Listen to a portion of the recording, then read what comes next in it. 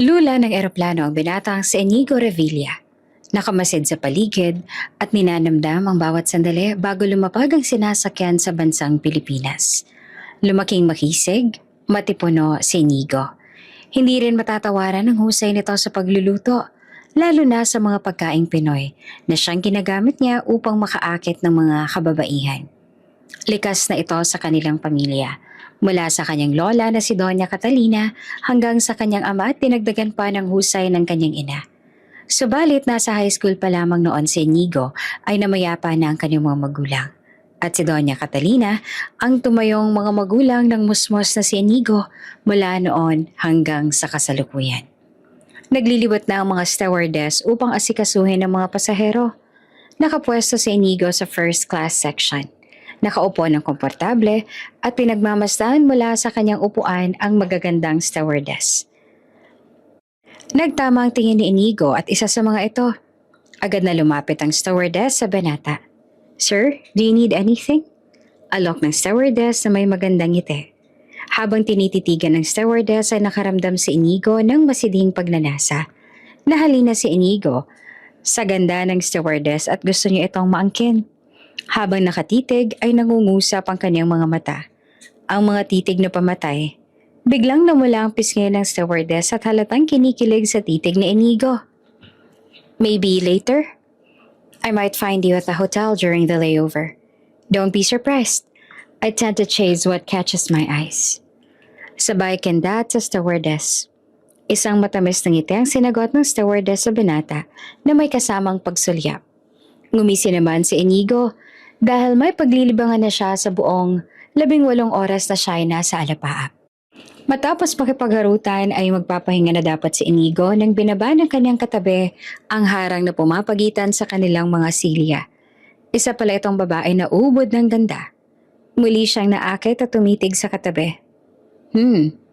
Looks like this flight just got a lot more interesting." At ngumiti ito na tila may binabalak. Gamit ang kanyang mapang-akit na titig, matipunong katawan, mapormang postura at mabulaklak na salita. Ang karamihan sa mga kababaihan ay kanyang nakukuha. Hindi ito napipirme sa isa. Tila nakukulangan siya sa dalawa at medyo sapat na ang 3 babae sa kanya. Sa may exit gate, humaba ang leeg ni Jella at oyang sa pagtanaw. Hawak ni Jella ang placard na may nakasulat na Inigo Revilla. Sila ang naatasan ni Doña Catalina na sumundo sa banata. "Kuya, hindi niyo pa po ba nakikita si Sir Inigo? Kanina pa po tayo dito, parang ubos na yung mga taong lalabas sa gate na to pero wala pa rin siya." Daeng ni Jella, na medyo nangangalay na sa pagtaas ng placard. "Nako, iha, ni Anino ni Inigo hindi ko pa namamataan." "Sakto naman tayo sa sinabing oras ni Doña Catalina. Nasa naka..."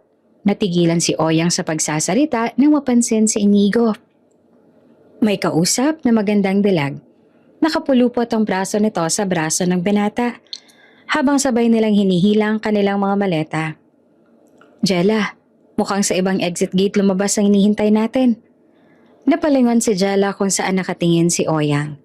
Ito ang unang beses niya na ang amoy personal na makita dahil dati sa mga larawan niya lang ito nakikita. Teka po, di ba sabi ng Donya mag-isa lang si Sir? Bakit may linta? Kasama siya." Bago ka pa lang sa channel neto, ibang kwento ni Ate Jane, istorya mo, ikwento ko. Huwag kalimutang pindutin ang notification bell at subscribe button.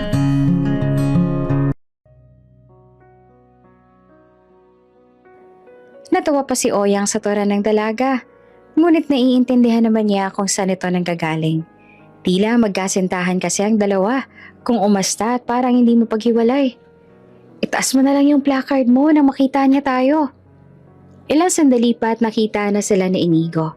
Ilang hakbang na lang ang pagitan nila nang biglang nagpaalam ang binata sa kanyang kasama. "It's nice meeting you then. Till next time." Wika ni Inigo sabay halik sa labi ng kasama niyang babae. Nanlaki ang mga mata ni Jella sa nasaksihan. Napaiwas na lang ng tingin si Oyang.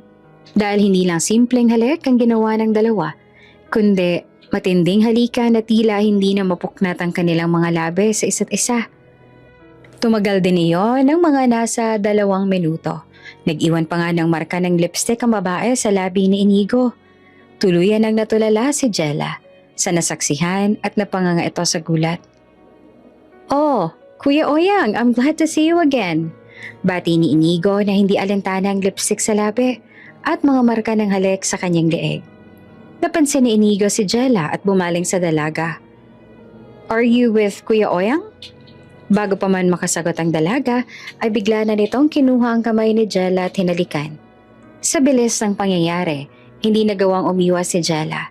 Subalit agad naman itong nabawi ang kanyang kamay. Sir, siya po si Jella? Pakilala ni Oyang. Tumalikod na lang si Jella at halos mapunit ang hawak niyang placard dahil sa inis. Anong klaseng lalaki to? Wika niya sa kanyang isipan. Sakay ng sasakyan, katabi ni Oyang si Jella sa harap at nasa likuran naman si Inigo. Patungo ang tatlo sa misyon ng mga Revilla, kung saan hinihintay sila ng Donya. Naku Sir Inigo, ang laki na po ng pinagbago mo. Lalo kang kumisig na lalaki. Matanong ko lang po, nobyo mo ba yung kasama mo kanina? Bakit hindi mo siya inimbitahan sa mansyon nang makilala siya ng lola mo? Tanong ni Oyang. No need for that. She was just one of the passengers I met in the plane. And I don't remember her name. Preskong sabi ng binata. Natawa si Oyang sa tinara ni Inigo. Napalunok naman ang lihim si Jella. Ganito bang magiging amo ko? Diyos ko. Wika nito sa sarili at pilit na winawaksi sa kanyang isipan ang kanyang mga narinig. Nagpatuloy ang biyahe. Nagkwentuhan pa rin sina Oyang at Inigo. At si Jella ay tahimik lang na nakaupo at pinagmamasdan ng daan. Kahit na hindi nakikisali si Jella sa usapan ng dalawa, ay nakuha nitong atensyon ng binata. Laking pagtataka nito dahil para bang hindi naakit si Jella sa kanyang kagupuhan, lalo na nung hinalikan niya ito sa kamay. Akala niya nung unay pakipot lang ang dalaga. Ngunit habang tumatagal ay nararamdaman nito ang ines ni Jella. Mga pasulumpat na titig. Mga singhal na pagsagot at lalong-lalo na ang hindi pagkibo sa kanya buong biyahe. Oh, this girl is very challenging. May Maria Clara pa pala sa panahon ngayon. Ngising sabi ng binata sa kanyang isipan. Hey Jella, are you? Hindi na natapos ni Inigo ang sasabihin sa dalaga dahil sa isang iglap, isang malakas sa pagsalpok ang naganap. Dumilim ang paligid ni Inigo hanggang sa tuluyan na itong nawalan ng malay. Araw ang lumipas. Nasa induced coma si Inigo dahil sa mga nangyari. Isang proseso kung saan pinapahupang brain activity upang tulungan ang katawan na gumaling ng kusa. Nangyari ang lahat matapos silang mabunggo ng sasakyan mula sa likuran. Wasak ang likurang bahagi ng sasakyan kung saan nakaupo si Inigo. Siya ang pinakanapuruhan sa kanilang tatlo. Lubang nababahala si Doña Catalina. Hindi ito umalis sa tabi ng apo. Hindi halos natutulog at kumakain. Dasal lang ng dasal ang Doña na siyang kinabahala ng lahat. Doña Catalina, wika ni Jella. Sudlong-sudlo ang kanyang swero. Kasalukuyang nasa ICU si Inigo at nakatanaw lang ang matanda mula sa labas kung saan may nakaharang na salamin sa kanilang pagitan. Iha, wala ka dapat dito. Dapat namamahinga ka pa. Puna ng matanda sa dalaga. Naiinip na po kasi ako sa kwarto ko at saka nag-aalala po ako sa inyo. Sabi po kasi ng ibang kasambahay mula nung isang araw hindi pa po kayo umuwi sa mansyon. Baka kayo naman po magkasakit kung hindi kayo makapagpahinga. Nag-aalala na sabi ni Jella. Bumuntong hininga ang Donya at bumaling ng tingin sa apong natutulog. Mas mabuti pang ako na lang sanang nasa kalagayan ng apo ko. Masyado pa siyang bata para maranasan to. Nagsimula ng mamasa ang mga mata ni Donya. Nanginginig na rin ang boses nito. Bakit ba palagi na lang ganito? Laging ako ang nasa sitwasyong to. Laging ako ang nandito sa labas at nagbabantay. Una ang mga magulang niya. Tapos, bumuhos ang luha sa mga mata ng Donya sa sobrang kalungkutan. Ang bata pa ng apo ko. Ang bata pa ni Inigo para dito. Hagulhol nito ang sabi. Masakit man ang katawan, iniyapos ito ng dalaga. Makaka-recover din po si Sir Inigo, magtiwala lang po tayo sa nasa taas. Ang mga salitang yon ay humipo sa malungkot na puso ng Donya. Dumaan pa ang mga araw, naghihilom ang mga sugat ni Oyang at Jella. Nakalabas na rin sila sa ospital, ngunit wala pa rin nagbabago sa lagay ni Inigo. Nawawala na ng pag-asa ang lahat, maliban sa Donya at kay Jella. Nabahala na rin ang ilan sa lagay ng magiging tagapagmana ng negosyo ng pamilya Revilla.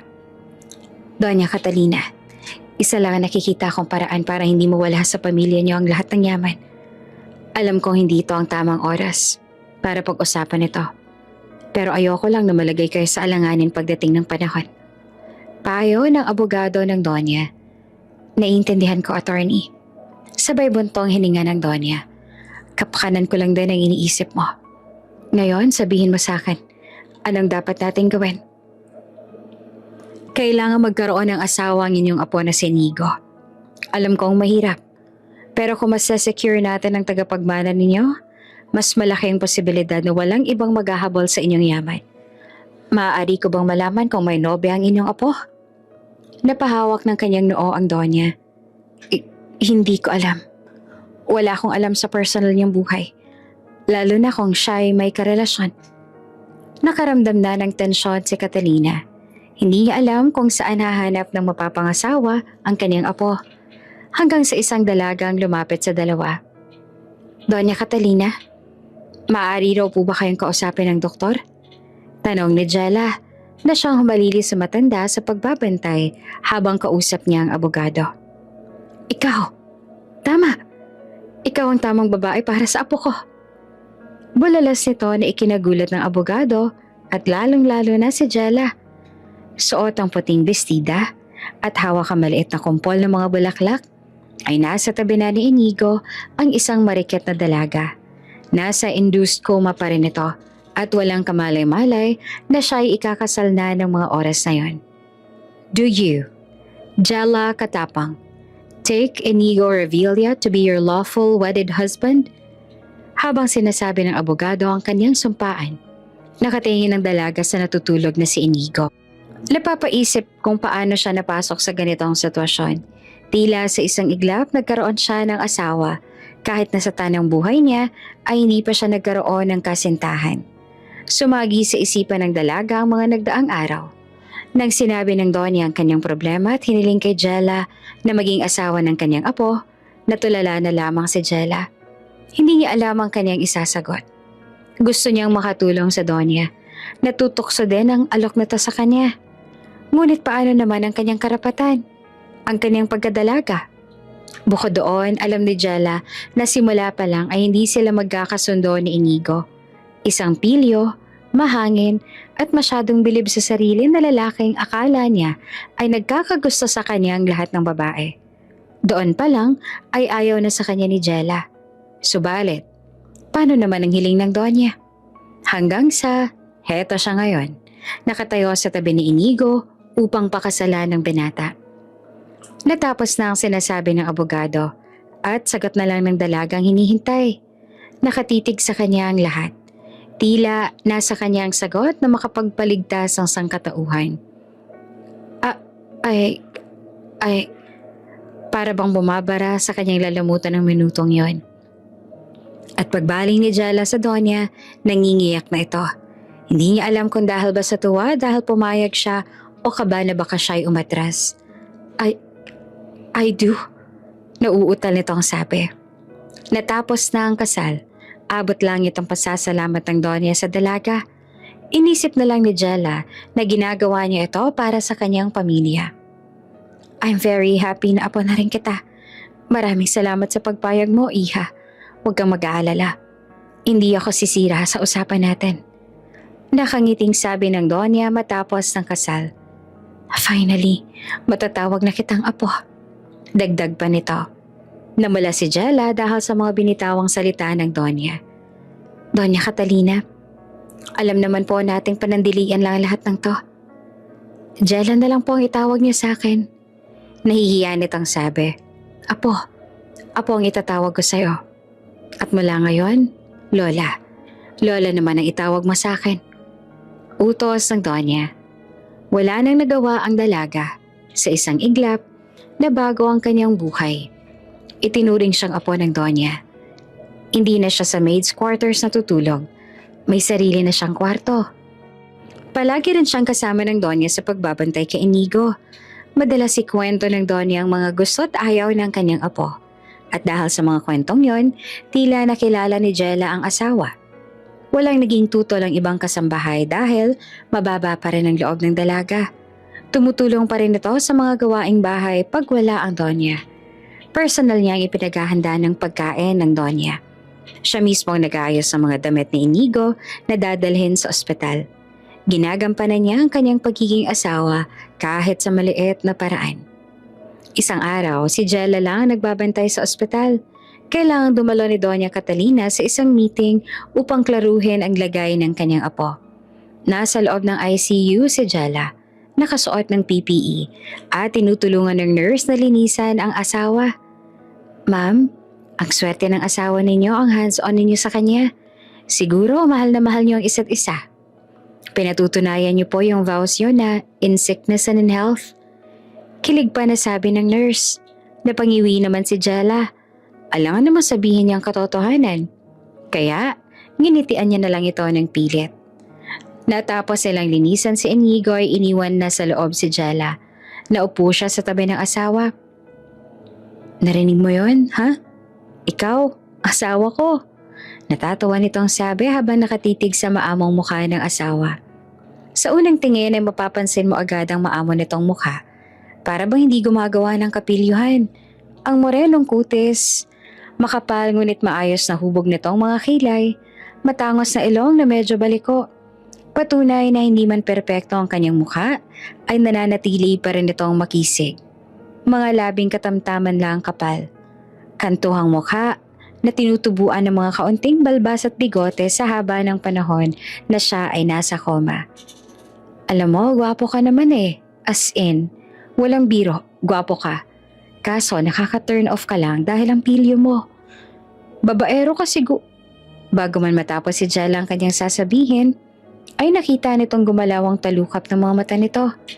Napatayo si Jella. Tinakpan ng bibig at nanigas sa kanyang kinatatayuan.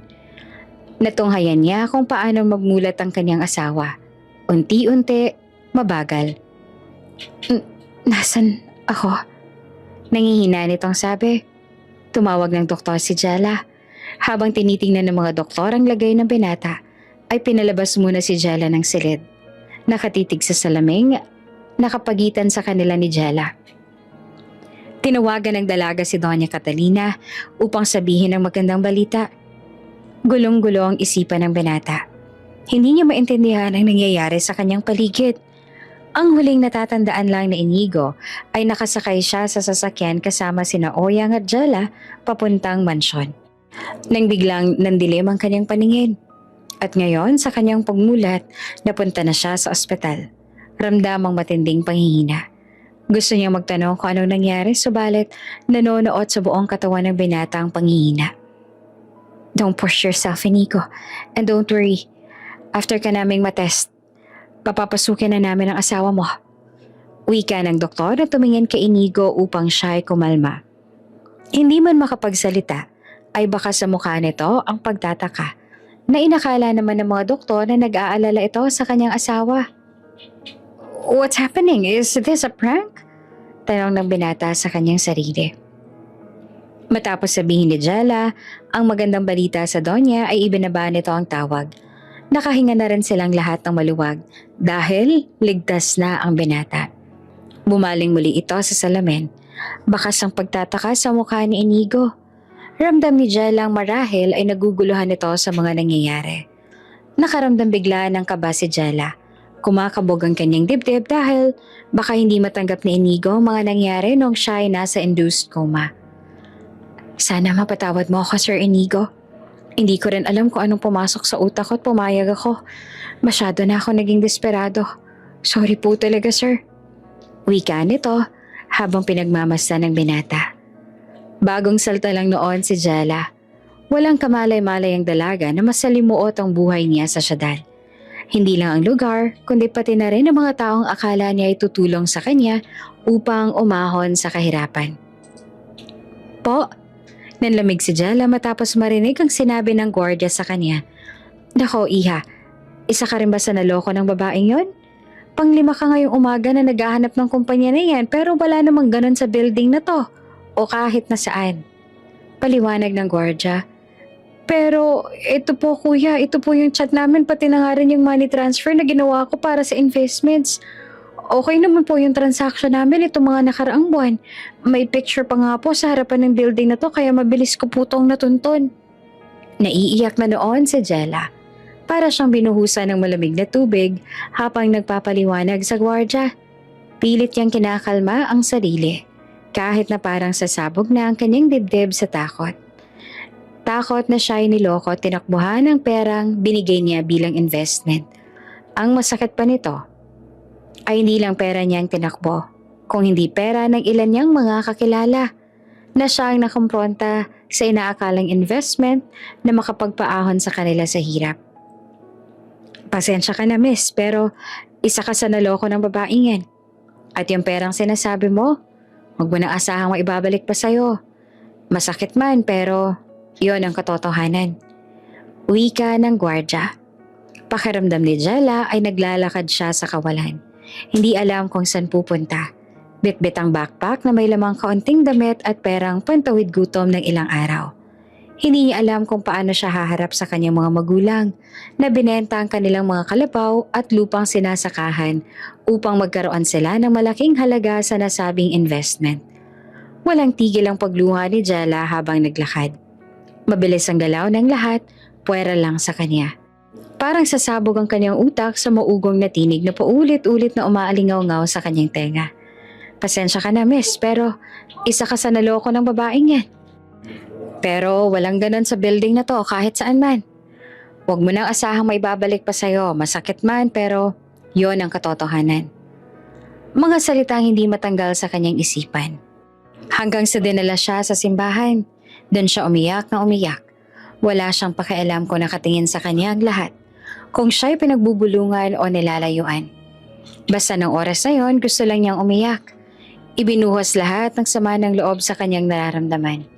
Kung pwede lang siyang sumigaw, ay sisigaw siya dahil sa sama ng loob na kanyang nararamdaman. Gusto niyang humanap ng sisisihin sa nangyari. Isumbat na bakit sa lahat ng tao sa mundo ay siya pang napiling lokohin ng babaeng yon. Alam niya hindi siya banal na tao pero bakit siya ang kailangang dumanas ng ganito? Subalit sa kabila ng lahat ng to, sa huli, sarili pa rin niya ang kanyang sinisisi. Dahil sabi nga nila, walang manloloko kung walang nagpapaloko. Hanggang sa nilamon na ito ng lungkot, ng hiya, at naisip ang kanyang mga magulang sa probinsyang sinasakripisyo ang lahat para sa kanya.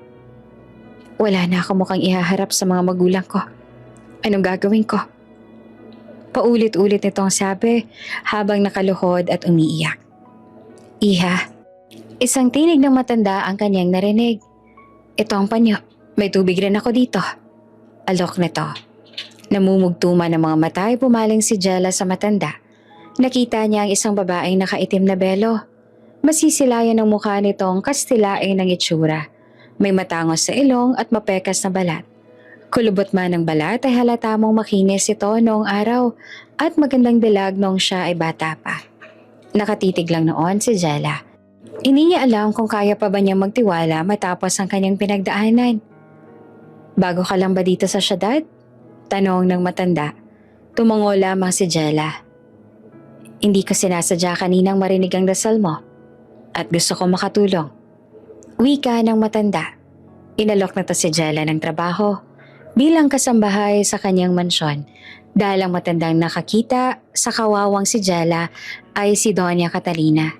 Naantig ito sa dinanas ng kawawang si Jella. Naalala niya ang kanyang kabataan. Isa rin siyang probinsyana noon na nakipagsapalaran sa syudad.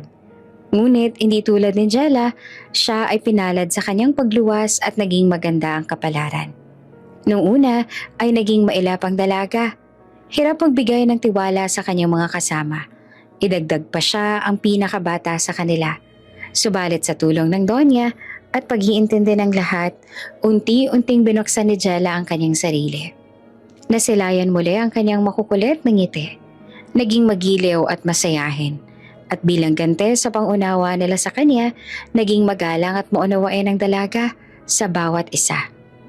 Nagkasundo ni Jella ang kanyang mga kasama. Gayun din ang Donya.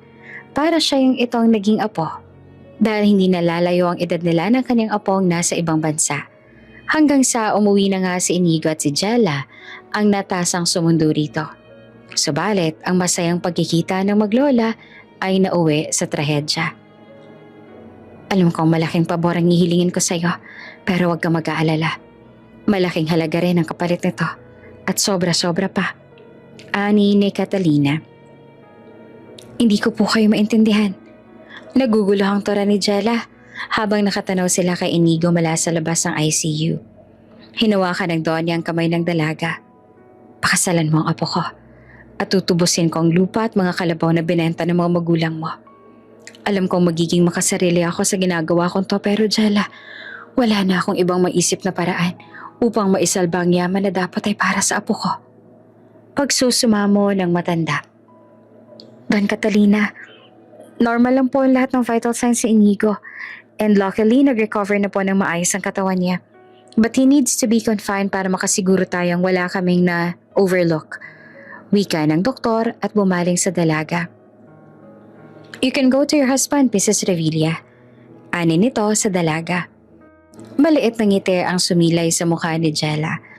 Hindi ito dala ng hiya o pagkasabik, kundi dahil sa kaba. Hindi niya alam kung paanong haharap sa binata bilang kaniyang asawa. Sinulyapan siya ng Donya. Naramdam kasi nito ang kaba ng dalaga. Tinanguan niya ito na waring sinasabing magiging maayos din ang lahat.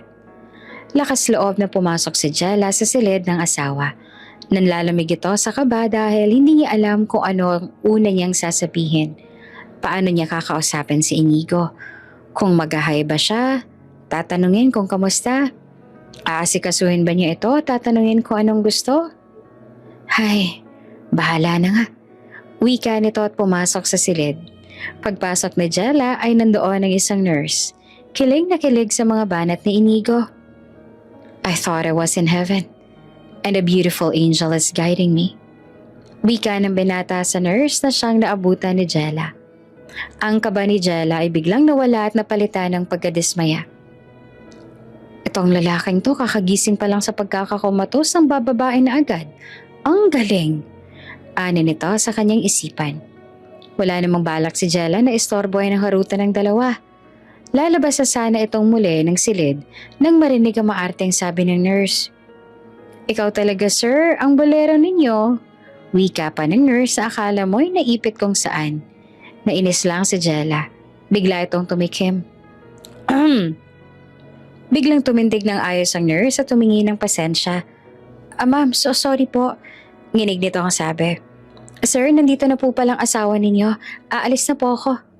At kumaripas ito ng alis sa silid. Sinundan lang ng tingin ni Inigo ang nurse at nang nakalabas na ito ay sa kanya sinita ang dalaga. Tell Lola to stop this prank. This is not funny. Inis na sabi ng binata. Nakatayo lamang si Jella. Nakatitig sa binata. Humugot ng maraming lakas ang loob upang sabihin na hindi biro na sila'y kasal na. Lola knows my taste and obviously you're not one of them.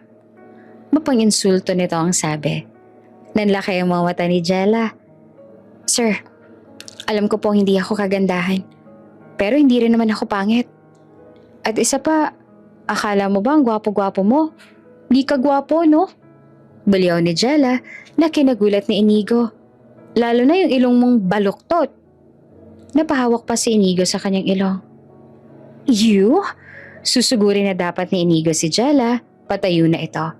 Ngunit hindi pa kaya ng katawan ng mabilis na kilos kaya nakaramdam ito ng pagkahilo. Mabilis naman nakalapit si Jella at inalalayan si Inigo. Don't touch me. I know people like you. What did you do to Lola to convince her to this marriage? Galit na sabi ni Inigo habang hinihiga siya ni Jella sa hospital bed. Walang naging sagot si Jella. Inayos niya ang unan sa ulo na Inigo. Ang kumot na nagulo at swerong napilipit dahil sa pagkilos ng binata. Answer me! Sigaw ng binata. Wala akong ginawa. At wala ka ng choice, okay? Mag-asawa na tayo ngayon, kaya umayos ka. Malamig nitong sabi sa binata, na biglang nagpatameme dito. Nakatalikod na si Jella kay Inigo para ayusin naman ang kumot sa paanan nito. Sabi ng doktor, mamamalagi ka pa raw dito ng ilang araw. Mas gusto mo ba ng lugaw? Yun pa lang kasi ang pwede mong kainin. Matapos marinig ang malamig na boses ni Jella, may halong otoridad ay natigilan si Inigo. Nakaramdam ng takot. Ngunit nang alokin siya ng pagkain ay bigla siya nagutom. Yes, I want that. With a lot of maraming paminta. Yung halos nangingitim na yung lugaw sa paminta. Nagulat si Inigo kung paano yon nalaman ni Jella. Humarap si Jella sa binata. Sorry, pero bawal.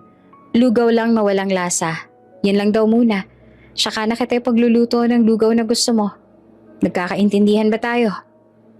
Tumango na lang si Inigo na parang bata. Nagtungo na si Jella sa maliit na kusina ng kwarto ni Inigo.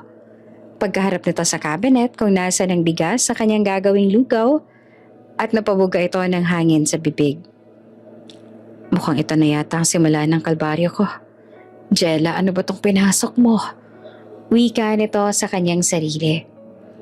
Nang araw ding yon ay nagkita ang maglola. Agad na nagtanong si Inigo sa Donya kung bakit nagkaroon siya ng asawa nang hindi niya alam. Sumama ng sobrang loob ng binata sa matanda. Lola, really? Of all the girls, you choose that maid to be my wife? Ines na sabi ni Inigo sa kanyang lola. Nasa may sofa noon si Jella, nagtutulog-tulugan. Ikaw, Inigo, ayusin mo yung tono ng pananalita mo. Anong really ka dyan? Baka gusto mong pilipitin ko yung dila mo. Magtagalog ka nga, nasa Pilipinas ka na. Huwag mo akong ma-English dyan. Matapang na sabi ng Donya. But Lola, isa pang English mo, Inigo, babatukan na kita. Napakagat ng kanyang labi si Jella upang pigilan ang kanyang pagtawa. Gusto niyang imulat ang mga mata para makita ang eksena ng maglola, ngunit baka mahalatang gising siya. Lola naman, bakit kasi sa lahat ng maid siya pa? Wala na bang iba? Sabi ni Inigo. Apo, ano bang masama kay Jella? Maganda siya, mabait at nakakasiguro ako na magiging mabuting asawa siya para sa'yo. At saka anong inaangal-angal mo dyan? Wala ka namang nobya. Sambit ng Donya. Napabuntong hininga si Inigo.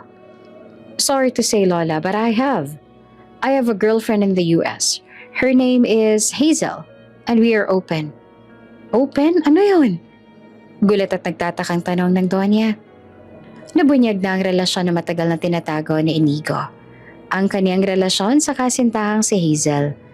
Isa itong Phil-Am na naninirahan din sa ibang bansa kasama ng kanyang pamilya. Hindi pa ito nakakarating sa Pilipinas at hindi ito interesado sa kultura nito, lalo na sa pakikipagrelasyon. Masyado raw dry at walang thrill ang tradisyon ng pakikipagligawan at relasyon sa Pilipinas. Sinabi rin ni Inigo na nasa relasyon sila na tinatawag na open, isang uri ng relasyon sa henerasyon ngayon na pwede kang makipagharutan, makipag-flirt, o kung minsan makipagrelasyon depende sa set of rules na mapag-usapan ng magkaparehang nasa ganitong setup. Hindi ito pagiging taksil o naghahanap ng iba. Bagkos, ganito lang talaga tumakbo ang ganitong klase ng relasyon. Isa raw itong paraan upang masabi kang makarelasyon sa isa't isa at mas makilala ang kanilang mga sarili. Nakailang kurap ang Donya habang nagpapaliwanag ang apo kung anong uri ng relasyon na meron siya. Hindi naman maproseso ng matanda ang mga sinasabi ng apo. Now, Lola, how should I tell Hazel this? Wala to sa rules namin. We can have other relationship pero hindi aabot sa pagiging asawa. Tanong ng binata. Basta. Asawa mo na ngayon sa Jella. Wala akong pakialam sa open-close na yan. Singal na sabi ng Donya. Lola, it's an open relationship. Ginawa niyo naman pong close open. Ano po ako, baby? Basta, kung ano man ang tawag sa relasyon ninyo, wala na tayong dapat pag-usapan. Kasal na kayo ni Jella. Tapos. At yung Hazel na yan, hiwalayan mo na yan. Hindi siya makakabuti para sa'yo. Hatol ng matanda. Lihim na bumuntong hininga si Jella. Kunwaring bumaling ng upo, ngunit napapikit na rin.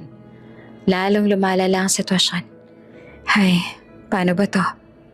Ani nito sa kanyang sarili. Lumipas ang mga araw at nakauwi na si Inigo sa mansyon. Magaling na ang kanyang mga sugat at maayos na ang kanyang kalagayan. Kasabay nito ay kailangan niya ng harapin ang buhay mag-asawa. Ang katotohanang asawa niya na si Jella. At dahil mag-asawa na kayo, kailangan niyo nang bumukod. Ngiti-ngiti pang anunsyo ng donya. Halos mahulog sa kanyang kinauupuan si Jella. Si Inigo naman ay agad na umalma. But Lola, this is ridiculous. Paano kung may gawing masama sa akin ng babaeng yan? Dahil sa pera? Talagang ipagkakatiwala mo ako sa stranger na yan? Inigo, yung bibig mo. At ano stranger ka dyan? May pangalan ng asawa mo at Jella yon. Pagkatandaan mo yan. Kikil na sabi ng Gonya, kaya naupong muli si Inigo. Mabalik tayo. At ipinagpatuloy ng Donya ang kanyang sinasabi. Tuluyan ang pumasok ang dalawa sa buhay mag-asawa. May isa silang kasambahay upang makatuwang ni Jella. Nagsimula na rin pumasok si Inigo sa opisina. Para na talaga silang mag-asawa kung titignan. May sariling bahay, nagtatrabaho si Inigo para sa kanilang pamilya. Nasa isa silang bubong at nagsasama. Ngunit pakitang tao lamang ang lahat.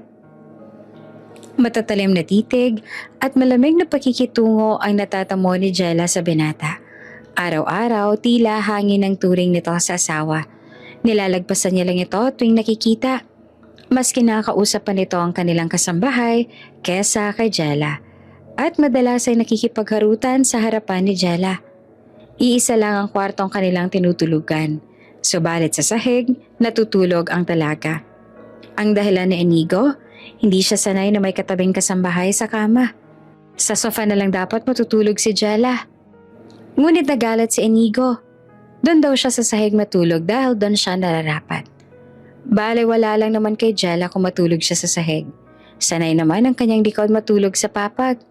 Ang hindi niya maatim ay ang kagaspangan ng ugali ng asawang si Inigo. Malinaw kay Jella ang kanyang lugar. Hindi niya hangad na mahalin siya ng binata. Subalit bakit ganito naman ang trato nito sa kanya? Tila ay hindi makatarungan. Dahil ba hindi siya tulad ng ibang babae na patay sa kanya? Sunod-sunuran at habol na habol sa kanya? Lalo tuloy nawawala ng gana. Si Jella sa binata at nangakong hindi ito magkakagusto sa isang katulad ni Inigo. Doon ka nga sa kitchen, nawawalan ako ng gana kumain pag nakikita ka.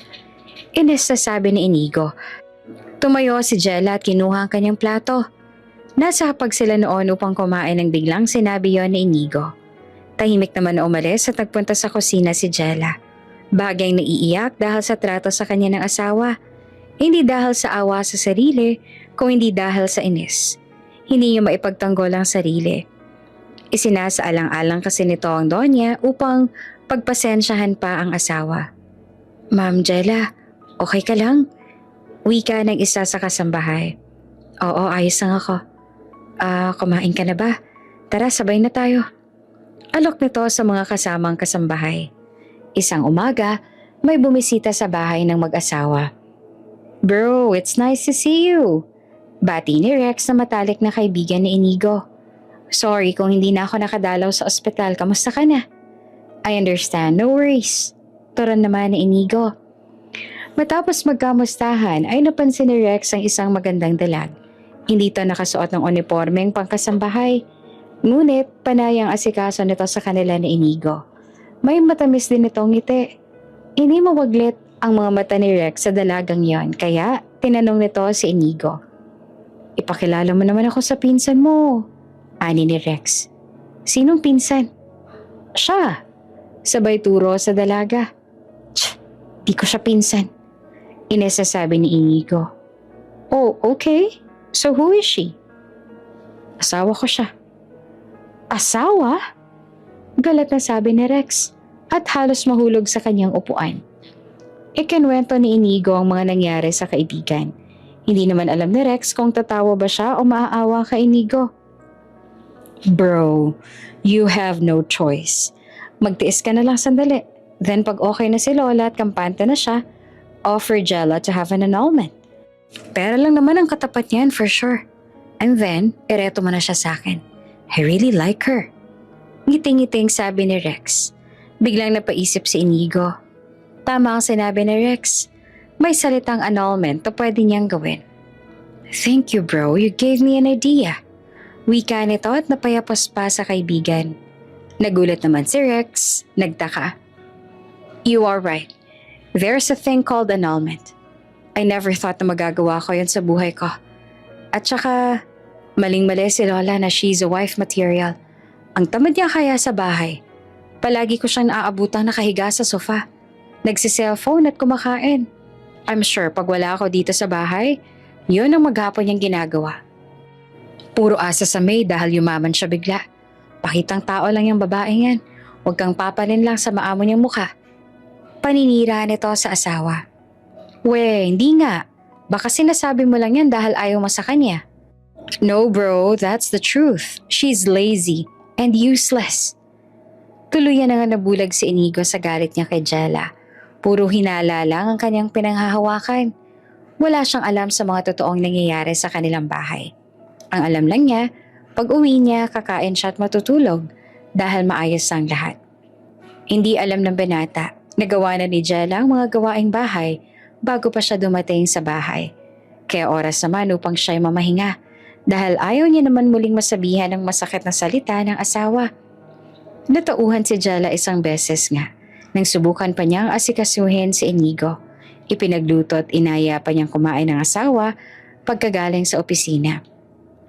Subalit inangilan lang siya nito at pinahiya sa harap ng kasambahay. Tinawag si Jellang walang kwenta, pabida, puro pakitang tao, at sipsip. Mula noon tahimik na lang na ginampanan ni Jella ang tungkulin bilang asawa. Lihim, walang reklamo, walang kapalit. Inihahanda na nito lahat bago pa magising si Inigo. Mula sa agahan hanggang sa baon nito sa opisina. Gayon din pagsapit ng gabi, nakahanda na ang lahat. Iinit na lang ng kasambahay ang pagkain ni Inigo. Pati nang higaan nito ay ayos na upang komportable itong makatulog. Lahat ng ito ay hindi alam ni Inigo. Ang akala niya ay kasambahay ang gumagawa ng lahat ng to. Dahil pagdating niya sa bahay ay nasa sofa lang si Jella. Nakaupo, nanonood ng TV at hawak ang kanyang cellphone. Sasalubungin siya nito at kukunin ang kanyang bag. Ganon lang palagi nakikita ni Inigo ang ginagawa ng asawa. Araw-araw. At kinaiinisan niya yon. Gusto niyang bulyawan ito upang itigil ng gawin yon. Subalit naiisip niya na yun na nga lang ang ginagawa ni Jella bilang asawa ay pipigilan pa niya. Kaya naman, hinayaan niya na lang si Jella at nasanay nating gabi ay sasalubungin siya nito. Natahimik ang brutal na bibig ni Inigo simula nang gawin ito ni Jella. Natahimik ang kanyang kalooban. Sabi ni Jella sa kanyang sarili, mas mabuti na ang ganito kaysa naman panay masasakit na salita ang kanyang naririnig araw-araw. Mas maayos na ang para siyang hangin sa nararamdaman lang at hindi nakikita. Ang mahalaga ay ginagampanan niya ang kanyang tungkulin ng lihim at malapit niya nang matubos ang lupa at mga kalabaw na binenta ng kanyang mga magulang. Isang araw, patuloy na nagtitiis si Jella sa kamay ni Inigo. Isang balita ang hindi nito inaasahan. Nagkasakit ang kanyang ina sa probinsya at sa sobrang pagkaalala ay umuwi ito ng walang paalam. Sumapit ng gabi, dumating na si Inigo at inaasahan niyang sasalubungin si Jella tulad ng nakasanayan. Ngunit laking pagtataka niya na wala ito. Nilingan niya ang kanyang mga mata. Ni anino ng asawa ay wala. Kasambahay ang sumalubong sa kanya. Nakapagpalit na siya ng damit na nakahanda na sa kanyang kama. Kumain ng hapunan hanggang sa patulog na. Ngunit hindi pa rin nagpapakita si Jella. Nakahiga na siya sa kanyang kama, subalit hindi pa rin niya nasisilayan si Jella. Where the hell is she? Biglang sumagi sa kanyang isipan na kanyang kinagulat.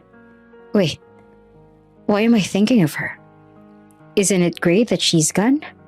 I should be happy. She's just a burden. She is useless. Our maid does everything in this house. So why should I be bothered? And if Lola comes, I'll tell that she left. And I don't mind that. I can use it as a ground for our annulment. Wika nito sa kanyang sarili. Kinabukasan, gumising ng masigla si Inigo. Naligo at nagbihis. Napapasayaw pa ito sa tuwa dahil sa wakas ay may magagamit na siyang grounds laban kay Jella sa pag-file niya ng annulment. Paglabas niya ng kwarto ay dumiretso ito sa kusina upang kumain ng agahan. Subalit laking gulat niya dahil nagkukumahog ang kasambahay na magluto ng agahan. Sir, sorry po, hindi po kasi ako nagising ng alarm ko, kaya ngayon lang po ako nagluto ng agahan. Paliwanag ng kasambahay. It's okay, I'll grab breakfast na lang along the way to the office. Just do my coffee. Utos ni Inigo. Sumunod naman ang kasambahay. Napansin nitong may papel itong sinusundan sa pagtitimpla ng kanyang kape. Hindi niya na lang ito pinansin. Ilang sandali pa at binigay na ng kasambahay ang kape. Inigop niya ang kape, subalit may kakaimba sa timpla nito. Parang ibang pagkakatimpla ng kape na karaniwan niyang iniinom. Subalit, iniisip na lang ng binata na dala lang ng pagmamadali, kaya na iba ang timpla ng kanyang kape. Dumaan pa ang ilang mga araw at napapansin ni Inigo na tila may kakaiba sa kasambahay. Nauna pa siyang gumising dito, hindi tulad dati na sa kanyang pagbangon ay nakahanda ng lahat sa kanyang pagpasok. Mali-mali ang binibigay nitong damit sa kanya. Hindi na rin tumama ang timpla ng kanyang kape. Tila mula nang nawala si Jella ay nagbago ang takbo ng lahat. Ngunit hindi ito pinansin ni Inigo at nagtiyaga sa kung anong ginagawa ng kasambahay. Minsang sumagi sa kanyang isipan na baka si Jella talagang gumagawa ng lahat, subalit pilit niyang winawakse sa kanyang sarili at pinaniniwala ang tamad si Jella at walang silbi. Isang umaga, akala ni Inigo ay pangkaraniwan lang itong tulad ng mga nakaraan. Subalit hindi niya inaasahan ang pagbisita ng kanyang lola. Hindi para siya'y kamustahin, ngunit upang pagalitan. Ikaw bata ka, ilang araw na palang wala sa bahay niyang asawa mo. Hindi mo malang inaalam kung nasan siya. Sigaw ng Donya sa kanyang apo. Lola, ano po bang gagawin kung umalis siya? It's her choice. Baka naiinip na siya dahil wala siyang ginagawa sa bahay kaya nag-unwind siya. Tura ni Inigo. Namumula sa galit ang Donya. Halatang inis na sa kanyang apo. Tingnan mo tong batang to. Talagang wala kang pakialam sa asawa mo, ano? Hindi na sumagot si Inigo dahil tunay namang wala siyang pakialam dito. Sumenyas ang Donya, lumapit ang isa sa kanyang tauhan. May bitbit na maleta. Inigo, hala, sundan mo ang asawa mo. Utas pa ng Donya. Po, but I don't know where she is. Ako nang gumawa ng paraan para malaman kung nasan siya. Nasa Mauban, Quezon siya. At doon ka pupunta para sunduin ang asawa mo. Utos ng Donya. Lula ng kanyang sasakyan ay walang nagawa si Inigo kung hindi sundan ng asawa sa probinsya. Pilit man yung mga tuwiran sa kanyang lola ay wala na itong tinatanggap na kahit ano pa mang paliwanag. Sarado ng isipan ng Donya. Oh, habang nasa biyahe ka, aralin mo to. At may inabot na folder si Donya Catalina. What is this for? Profile yan ng mga magulang ni Jella. Nang biyanan mo, aralin mo ng mabuti. Nandyan ang mga gusto at ayaw nila. Ayon yan sa pagkakaalala ko sa mga kwento ni Jella. Ayusin mo yung ugali mo, Inigo, ha? At tantanan mo na yung kaka-English mo. Kung ayaw mong hatakin ko yung dila mo para magtagalog ka ng matino. Banta pa ng Donya. At napaismid na lang si Inigo. Mabilis na natunto ni Inigo ang Mauban, Quezon. Nahirapan lang siya maghanap ng mismong tinitirhan ni Jella. Halos kumakagat na ang dilim nang matunto niya ang bahay ni Jella. At sa tulong ito ng isang lalaking nagngangalang Nestor. Jella, si Nestor to, lumabas ka dyan. Tawag nito sa labas ng isang bahay na sementong haligi, ngunit ang bubong ay pawid.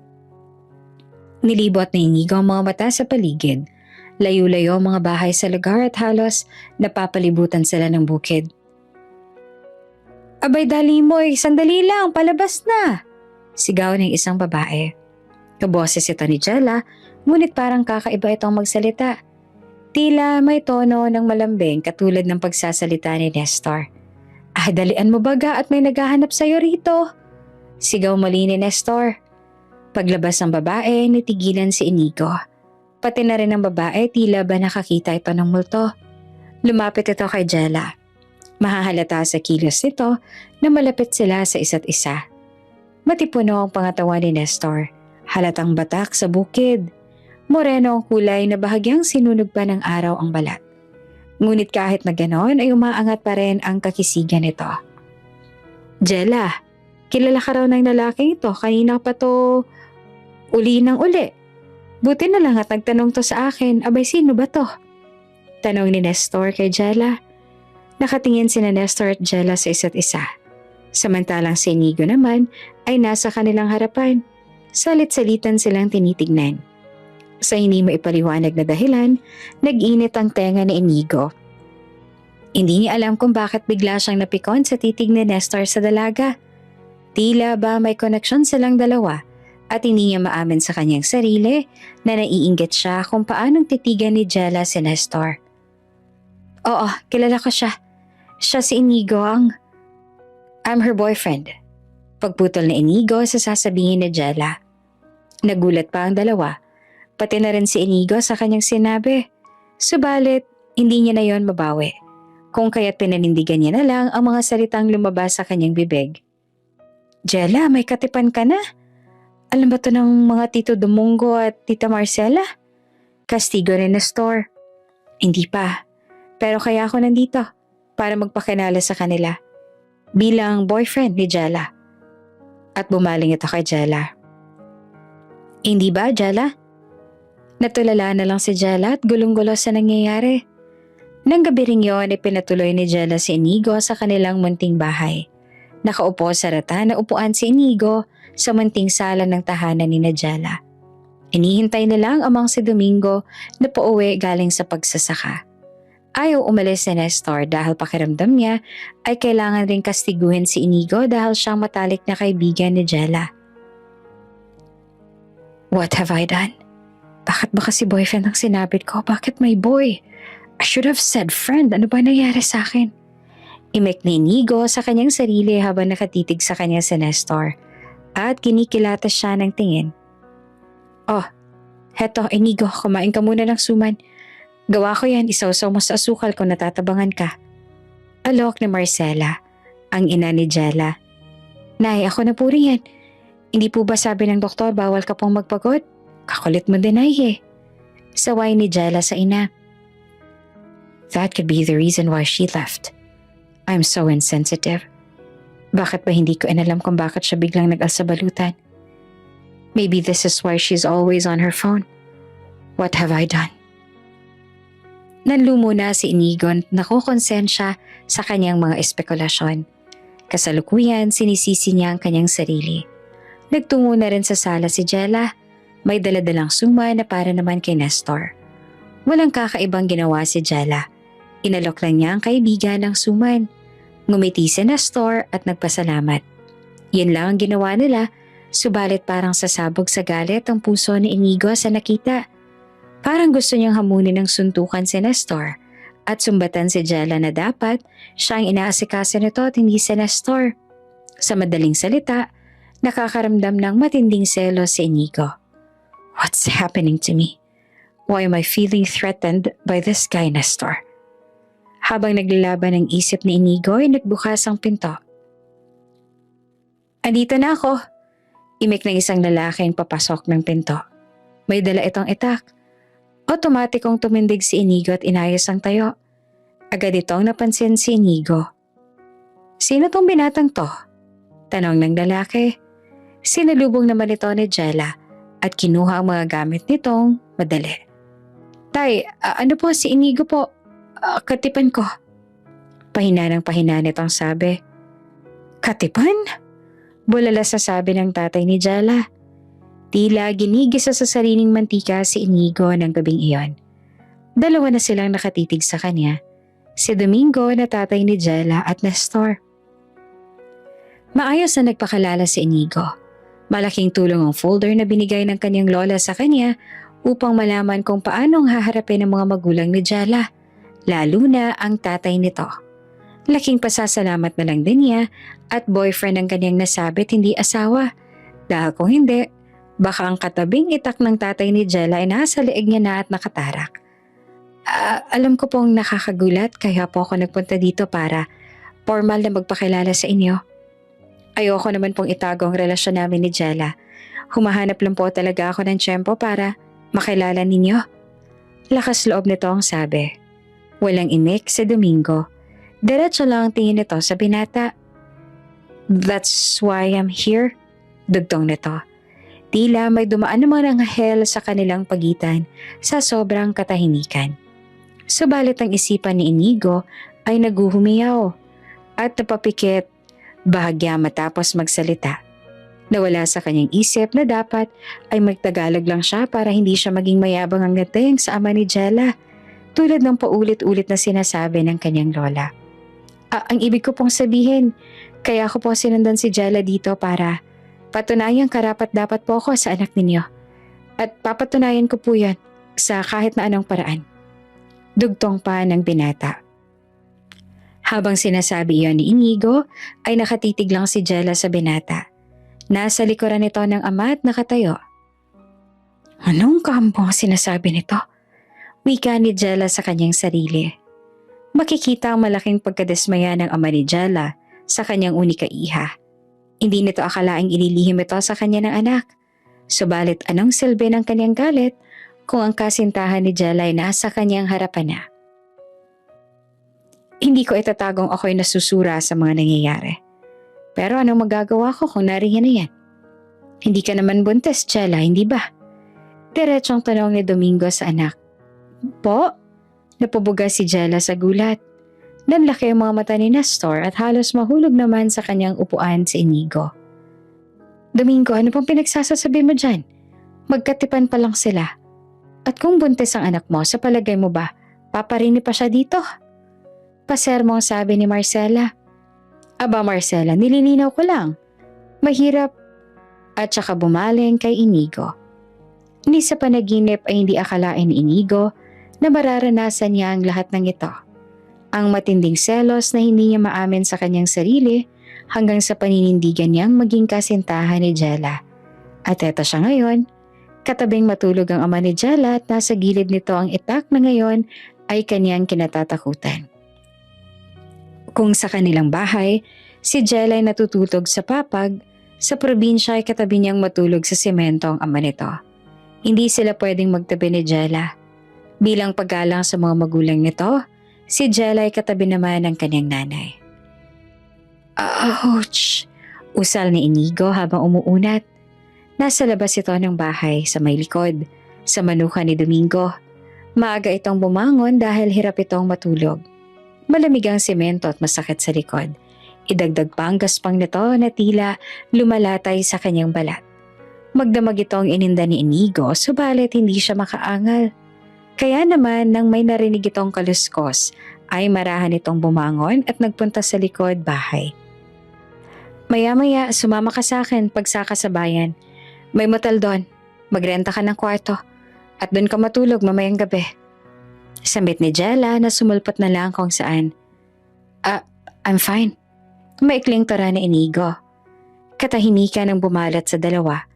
May mga gusto silang itanong sa isa't isa, ngunit hindi nila alam kung paanong sisimulan. Sorry. Unang salitang lumabas sa bibig ni Inigo. Napalingon si Jella. Bakas ang pagtataka. I really don't know why I'm saying this pero I felt guilty kasi akala ko kaya ka umalis dahil na-bored ka sa bahay. Yun pala, your mother got sick. Pasensya na rin kung hindi ako nakapagpaalam ng maayos. Isinugod kasi noon bigla si nanay sa ospital. Hindi na ako nakapag-isip. Basta-basta na lang ako umalis. It's okay. Now I understand. I'll tell Lola about this. She's very worried about you. Salamat. Eto, kape. Magkape ka muna. Sige, mamaya na lang. Tutulungan ko lang si nanay sa kusina. Paalam ni Jella matapos iabot ang tasa ng kape sa asawa. Pigil na mga ngiti at kilig ang naramdaman ni Inigo bigla-bigla. Kinagat pa nito ang kanyang ibabang labi upang hindi matuloy ang pagngiti. Habang sa oras kasing iyon ay hindi niya maintindihan bakit ganito ang kanyang nararamdaman. Bumuntong hininga si Inigo at akmang hihigop ng kape nang biglang, Tutoy, bilisan mo dyan. Maaga tayong sasaka sa bukid. Mag-aararo tayo ngayon. Sambit ni Domingo sa likod ni Inigo. Malaking boses nito at nakakatakot. Hindi natuloy ang paghigop ng kape ni Inigo at mabilis na bumaling. Opo. Akala ni Inigo ay tatalo ng kanyang puso sa kaba. Bigla tuloy siyang napainom ng kapeng binigay ni Jella kahit ito'y umuusok pa. Paghigop nito ay tila tumigil ang kanyang mundo. This taste. Usal ng binata. Suot ang sombrero, long sleeves, kupas na pantalon at bota ay nakasuong si Inigo sa putikan. Katabi nito ang kanyang biyanan at sinasabi sa kanya ang kanyang mga gagawin. Ikaw sa kalabaw, ako sa kuliglig. Ani Domingo. Po? Sabi ng tito, kalabaw daw ang sayo para sa pag-aararo. Huwag ka mag-alala, tuturuan kita. Paamuhin yung kalabaw. Ngiti-ngiti sabi ni Nestor na kasama rin nila. Mula sa pag-aararo hanggang sa pagtatanim ng palay ay naranasan ni Inigo. Araw-araw silang magkasama ni Domingo at nawala na ito ng pagkakataong pumunta sa bayan upang maghanap ng motel na matutuluyan. Noong mga unang araw ay hindi na magkandagulapay si Inigo pag-uwi dahil sa pagod. Subalit tuwing makikita nito si Nestor na tila pabibo at marami pang enerhiya ay nakipagsabayan nito kay Nestor. Ayaw niyang magpatalo kay Nestor. Pakiramdam niya ay kaagaw niya ito kay Jella. Tagay, walang aayaw hanggat walang lango. Sabay taas ng baso. Biyernes na tapos na ang pagtatanim ng palay. Inaya ni Domingo ang dalawa. Sina Inigo at Nestor na uminom ng alak. Lambanog ang kanilang nakasanayang inumin. Matapos ang isang linggong pagtatrabaho sa palayan, unang beses pa lang ni Inigo makainom ng lambanog at laking gulat nito na masarap pala ito. Ano Tutoy, masarap ba? Tanong ni Domingo. Napalapit na rin ang dalawa sa isa't isa. Si Domingo at Inigo sa tulong ng folder na bigay ng kanyang lola at sa galing sa pakikisama ay nakuha nito ang loob ng biyanan. Opo tay, ang sarap. Hinahinay ka dyan aba, ibang tama ng lambanog, akala mo ba? Babala ni Nestor. Ngunit ang inis nito kay Nestor ay hindi pa rin nagbago kahit araw-araw na silang magkasama. Hindi lang ito pinansin ni Inigo at tuloy pa rin sa pag-inom. Tingnan mo silang tatlo, nakakatuwa silang tignan. Wika ni Marcela habang nakatanaw sa pinto. Napakamot si Jella sa kanyang ulo sa labis sa pag-aalala. Andunay, kinakabahan ako sa ginagawa nila kay Inigo. Puntahan ko na kaya sila doon at ako nang sumapo ng tagay nila. Ano ka ba, Jella? Ipapahiya mo naman ang katipan mo. Ang sabihin mo, gusto mo lang sumali sa kanila. Natawa si Jella. Isa na rin po yan sa dahilan ay. Habang lumalalim ang gabi ay mas umiingay ang tatlo. Tunay ang sinabi ni Nestor na ibang sumipa ang lambanog. Hindi akalain ni Inigo na sa kanyang pagtayo ay biglang umikot ang kanyang mundo. Ayos ka lang? Wika ni Nestor at inalalayan si Inigo. Pilit na tumindig si Inigo. Oo naman, ako pa ba? Kahit ang totoo ay hilong-hilo na siya. Nasa may pinto pa rin si Jella at nakatanaw. Ando, sabi na nga ba. Hinintay ni Jella na lumapit si Inigo. Alam nitong ito'y magbabanyo. Kaya pa? Ano gusto mo ng sub? Alok ni Jella. Thanks, but no thanks. A lady should not be drinking with boys. I can handle it. Wika ni Inigo kahit naduduling na ito sa kalasingan. Tunay nga ang sinabi ng ibang ang taong lasing, galing sa puso ang sinasabi. Sa sobrang pag-aalala, hindi na napigilan ni Jella na sumali sa tatlo. Tinatamaan na rin ng alak ang kanyang ama, ngunit nagpapakita ang gilas ito kay Inigo kaya hindi pa ito umaayaw. Ganon din si Nestor na hindi na makapagsalita ng maayos dahil sa kalasingan. Ayan na nga bang sinasabing? Gustong batukan isa-isa ng dalaga ang tatlo hanggang sa napahawak na lang ito sa kanyang nuot na pailing. Ay, kay papatag namang uminom. Singhal na sabi ni Jella. Naupo ito at tumagay mag-isa. Jella, go inside. I can handle myself. Trust me. You shouldn't be here.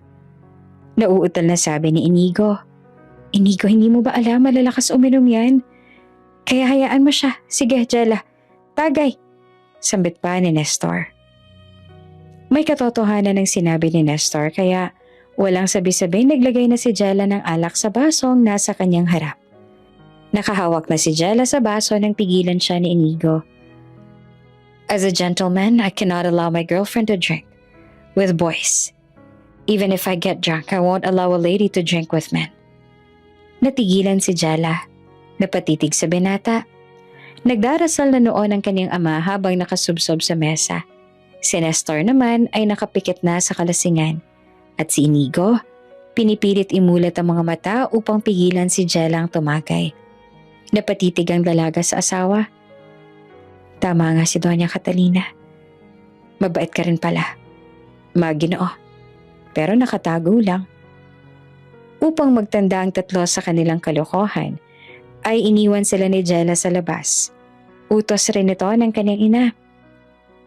Nay, sigurado po ba kayo? Hindi kaya kagalitan tayo ng tatay? Abay, subukan niyang magalit sa akin. Takot lang ng tatay mo. At isa pa, ginusto niya maglasing kaya magtiis siya sa labas. Hala, pumasok na tayo sa loob. Babangon lang ang mga yan pag nilalamok na. Ani ni Marcela na mukhang naiinis dahil sa lasing na asawa. Kagat ng lamok at malamig na simoy ng hangin ang gumising kay Inigo. Namamaluktot na ito sa lamig at panayang hampas sa kanyang mga braso. Pagmulat niya ay nakahiga si Nestor sa lupa. Mahimbing na natutulog habang yakap ang paa ng bangko. Si Domingo naman ay nakasubsob sa mesa tulog na tulog. Marahan siyang tumayo. Nakaramdaman ng hilo ay nagawa pa rin na lumakad at pumasok sa loob ng bahay. Hindi naman ganong kalupet si Marcela. Kinawit niya lang ang pinto at hindi sila pinagsaraduhan ng bahay. Kaya naman, nang nakapasok na si Inigo sa loob ay agad itong nagpunta sa kusina upang magtimpla ng kape. Nang magdamag na yon, hindi makatulog si Jella. Kaya naman, nang may naramdaman itong kaluskos ay agad itong bumangon at kumaripas ng punta sa kusina. Good morning, bati ni Inigo. It's too early, go back to sleep. Pupungas-pungas itong sabi. Bumugsak ang mga balikat ni Jella at napailing. Hindi nito sinunod ang asawa. Walang sabi-sabi nitong kumuha ng tasa at pinagtimpla si Inigo ng kape. Kasalukuyan namang nagsasalang ng takuring may tubig si Inigo. I can do my coffee. Wika ng binata. Maupo ka na lang at ako na. May otoridad nito ang sabi. Habang pinagmamasdan ni Inigo ang dalaga, ay ramdam niya ang galak sa kanyang puso. Galak na padagdag ng padagdag mula nung unang araw na namalagi siya sa bahay na ito. Kung paano siyang asikasuhin ng dalaga, ang bagong gising nitong itsura na nahahalina siya sa hindi malamang dahilan at ngayon niya lang naamin sa sarili ang bagay na ito. Parang ayaw niyang matapos ang oras na yon at gusto na lang niyang titigan ng asawa. Ando, tulala ka pa dyan. Inumin mo na yung kape mo bago pa lumamig. Hindi naman namalaya ni Inigo na nasa harapan niya na si Jella. Dala ng kasasingan, humigop ng kape ang binata. Ang pinakamasarap na timpla ng kape sa buong mundo para sa kanya. Thank you, Jella. Ani ni Inigo. Kape lang yan. Wala kang dapat ipagpasalamat. I mean, thank you for all of this. The warm welcome and not giving up on me.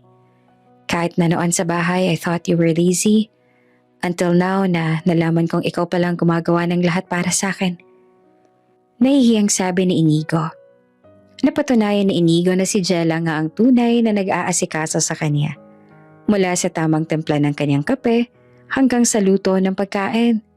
Siguro dala ng galit ay hindi niya matanggap noon na nagugustuhan niya ng pag-aasikaso sa kanya ni Jella. Kaya kagaspangan ng ugali ang kanyang ibinabalik sa dalaga. Ngunit ngayon na malinaw na sa kanya ang lahat, hiya ang kanyang nararamdaman. At sa nananalangin sanay, hindi pa huli ang lahat upang magpasalamat. Napangisi naman si Jella. Alam mo naman ang estado ng relasyon natin, hindi ba? Ako lang yung tipo ng taong hindi pinagpipilitan ng sarili. Pero kailangan kong gawin ang obligasyon ko sa'yo. Pero salamat. dahil na-appreciate mo yung ginagawa ko. Nagkahiyaan man ay gumuho ng pader na namamagitan sa dalawa. Napangiti si Inigo sabay higop ng kape. Nakatitig noon si Jella at biglang kumubog ang kanyang dibdib. Agad niyang inilihis ang kanyang tingin, subalit ramdam niyang namumula ang kanyang pisngi. Kaya naman bigla itong tumayo, tumalikod sa binata. Ayusin ka lang yung higaan mo para makapahinga ka ng maayos. Paalam ni Jella. Nagpakita na ng interes si Inigo kay Jella. Iwinaksin na nito ang kanyang galit at naisip na paano kung totohanin niya ang lahat. Ang pagiging kasintahan ni Jella at wag nang ituloy ang annulment na binabalak. May Pinay na ganda ang dalaga. Masikaso, mabait at masayahin. Matapang din tulad ng kanyang inang si Marcela na mas nakakahalina dahil alam niyang hindi ordinaryong babae si Jella. Kaya niya ang kanyang sarili at walang aatrasan. Tamang-tama lang bilang ilaw ng tahanan na gagabay sa kanilang magiging anak. Tila nakita naman ni Inigo ang kanyang sarili na kasama si Jella sa pagtanda. Tulad din kasi ni Jella, ang ina niya ay namayapa. Mabait, ngunit huwag gagalitin. Maasikaso at mapagmahal. Tulad ni Jella. Hindi rin ito pinipilit ang gusto niya. Mapagbigay katulad ni Jella. Gusto mang mawili ni Inigo sa probinsya ay hindi maaari dahil may trabaho siyang dapat balikan sa syudad. Bukod doon, gusto niyang ikwento sa Donya lahat ng kanyang naranasan sa probinsya, lalo ng pagsasaka. Kaya naman bago umalis sa isang maliit na salo-salo ang inihanda ni Inigo sa tulong ni Jella. Mula sa pamamalengke hanggang sa paghain ng katuwang ng binata ang asawa. Masisilayan ng ngiti sa mga labi ni Marcela habang pinagmamasdan ng dalawa mula sa kusina. Tuwang sa pagluluto at minsan ay nagbibiruan pa. Nagtatawanan at nagkakwentuhan. Domingo, talagang may katipan na ang anak natin. Ang bilis ng panahon. Kung kailan lang tayo ang importante sa buhay niya. Ngayon, nandito na si Inigo.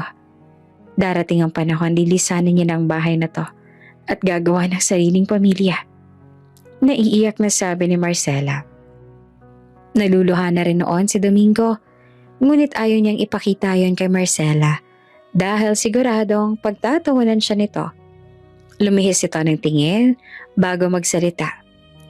Magpasalamat na lang tayo at sa mabuting lalaki na punta anak natin. Ganon talaga ang buhay, Marcela. Kaya huwag ka nang malungkot dyan, honey. Natanggap na ng mga magulang ni Jella ang kanilang relasyon. Lumisan ang dalawa sa probinsya upang bumalik sa kanilang buhay sa syudad. Sakay ng sasakyan, nasa tabi ni Inigo si Jella habang siya ay nagmamaneho. What if we bought properties here? Then we can build a vacation house. I want this location to be near your parents so we can see them often. Wika ni Inigo habang nagmamaneho. Nagulat naman si Jella. We? Yes, what's surprising about that? We are married and you are my wife. Pasimpleng hinawakan ni Inigo ang kamay ni Jella. I know we started as a mess, and I cannot blame Lola for doing that. But in the end, I realize it makes sense. Inihinto nito sa tabi ang sasakyan at tumingin sa dalaga. Can we start all over again, Mrs. Revelia? Huminto ang paghinga ni Jella ng ilang segundo. Ni sa panaginip ay hindi niya inaasahang mangyayari ang lahat ng to. Hindi niya akalain na ang isang Inigo Revilla ay mahuhulog ang loob sa kanya. Pero, at kumalas ng hawak si Jella. Naguguluhan ako sa nararamdaman ko. Malungkot nito ang sabi. Napayo ko si Inigo. Bago pa man niya sabihin ang tunay niyang nararamdaman, ay nangangamba na siyang itong isasagot ng dalaga. Alam niyang hindi basta-bastang babae si Jella na mabilis siyang makukuha tulad ng iba. Bukod doon ay malaking banta si Nestor sa kanya. I know that you might have said that. Nakangiti nitong sabi na ikinagulat ang dalaga. I might have grown up in the US but deep in my heart, I still know our tradition. I'm going to court you. Whether you like it or not, I'll beat Nestor. I'll show you that I'm much better than him. Isang matamis na ngiti naman ang sumilay sa labi ni Jella. Sira, may katipan yun si Nestor. Nasa ibang bansa ang katipan niya at magkaibigan lang kaming talaga. Tunay ang mga sinabi ni Inigo sa dalaga. Mula ng oras na yon ay tila prinsesa na ang turing nito sa asawa. Hindi niya ito pinatulog sa sahig, kung hindi sa kama na. At siya lumipat na sa sofa.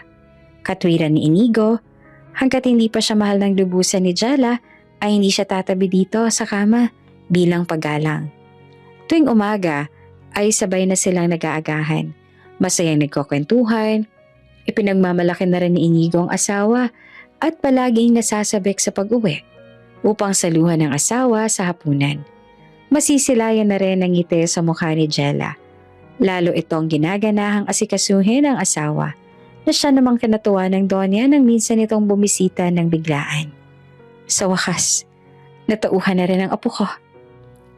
Sabi ko na nga ba tamang naging desisyon kong ipakasal kayo? Tuwang-tuwang sabi nito na may halong kilig dahil sa kwento ni Jella. Yung kista pa lang ng mata ni Inigo nang nagkukwento siya sa mga nangyari sa inyo sa probinsya. Yung yun ang sayang matagal ko nang hinihintay na maranasan niya. Kaya maraming salamat, Jella. Maraming salamat, apo ko. Subalit tila may tao silang nakalimutan mula sa buhay ni Inigo. Ang taong siyang sisira sa pasibol pa lang na pag-iibigan ng dalawa. Pababa na ng eroplano si Hazel. Unang beses siya nakatungtong sa bansa. Bagamat pinayang kanyang ina ay hindi na ito bumalik sa bansa. Naisipan nitong pumunta sa Pilipinas upang malaman kung ano nang ginagawa ni Inigo at bakit ilang buwan nang nakakalipas ay hindi na ito nagparamdam sa kanya. Patay sinding mga ilaw, mausok na paligid. Maingay at mga nagsasayang mga tao ang kasama ni Hazel ng gabing yon. Wala siyang kilala kung hindi si Rex. Are you sure na hindi natin sasabihin kay Inigo na nasa Pilipinas ka na? Tanong ni Rex na medyo naiilang. Nakapulupot kasi ang braso ni Hazel kay Rex at dinidikit ang katawan sa kanya. Hindi alintana kung may makakakita sa kanilang kakilala ni Inigo. Nah, don't worry. I must enjoy this first. He'll understand, and we have an arrangement for this kind of thing. Ani Hazel. Don't mind him. Tumayo si Hazel at inaya si Rex na sumayaw. Nakaramdam naman ng pagkaasiwa si Rex sa ginagawa ni Hazel. Siya ang sumundo dito sa airport. Akala niya ay balak sorpresahin ni Hazel si Inigo. Subalit, linggo na ang nakalipas ay mukhang wala itong balak na magpakita sa kasintahan. Ilang araw na silang babad sa mga club at kung minsan pa ay inaaya siya nitong matulog na magkasama. Lalaki si Rex at madalas silang may impluwensya ng alak at pag may alak, may balak. Kaya bilang paggalang at pag-iwas sa nakikita niyang gulo ay tumanggi si Rex. Sa totoo lang ay nahihirapan na si Rex sa kanyang kalagayan. Napapaisip si Rex ganitong relasyon ang meron ng dalawa. Parang walang tunay na pagmamahal. Ganito ba kayong dalawa ni Inigo sa US? I know the meaning of open relationship, but hindi ko expected na ganito ka-open. Na para bang single kayong dalawa sa mata ng iba? Lakas loob na tanong ni Rex. Yes, what's surprising about that? We have rules. As long as we follow that, our relationship will be settled. Why do you ask? Kasama ba sa rules ninyong tumalo ng kaibigan? Mapangahas nitong tanong. Ngumisi si Hazel. I can add that to our rules if I want. Mapang-akit nitong sabi. Napalunok si Rex. Kung ayos lang ito kay Hazel, pues sa kanya ay hindi. Pilit iniwasan ni Rex si Hazel. Hindi niya ito sinasamahan sa club na gusto nitong puntahan. Ngunit sadyang matinik si Hazel at palagi ito nakakahanap ng paraan upang sila ay magkita. Mabuti na lang at ng mga panahong yon ay nasa probinsya si Inigo at Jella. Bihira lang silang mag-usap na magkaibigan at ang huling balita niya kay Inigo ay nahuhulog na ito kay Jella. Nais na nitong manligaw. Nanahimik si Rex. Ayaw niyang masira ang pagkakamabutihan ng dalawa kaya walang kaalam-alam si Inigo sa mga nangyayari. At dahil dito ay nilalaman si Rex ng kaniyang konsensya. Huwag na huwag mong sasabihin na nandito ako, okay? Sabihin mo na may meeting ako, out of town. Magsabi ka ng kahit saang probinsya. Yung liblib at malayo. Utos si Rex sa kanyang sekretarya. Naguguluhan man ay sinunod na lang siya ng kanyang sekretarya. Natanaw kasi ni Rex si Hazel sa may parking lot. Dali-dali ito nagtago at nagkulong sa kanyang opisina. Binabawi ko na yung hiling ko na maging habulin. Ayoko na pala. Ang hirap. Sorry, Inigo. Alam ko nagiging maayos ang relasyon niyo ni Jella pero hindi ko na kayang tagalan si Hazel. Kaya isang plano ang naisip ni Rex na alam niyang pwedeng makasira sa pagkakaibigan nila ni Inigo. Ngunit makakalayaan naman siya kay Hazel. What do you mean he's married? Gulat na sabi ni Hazel. Inalapag ni Rex ang litrato ni na Inigo at Jella.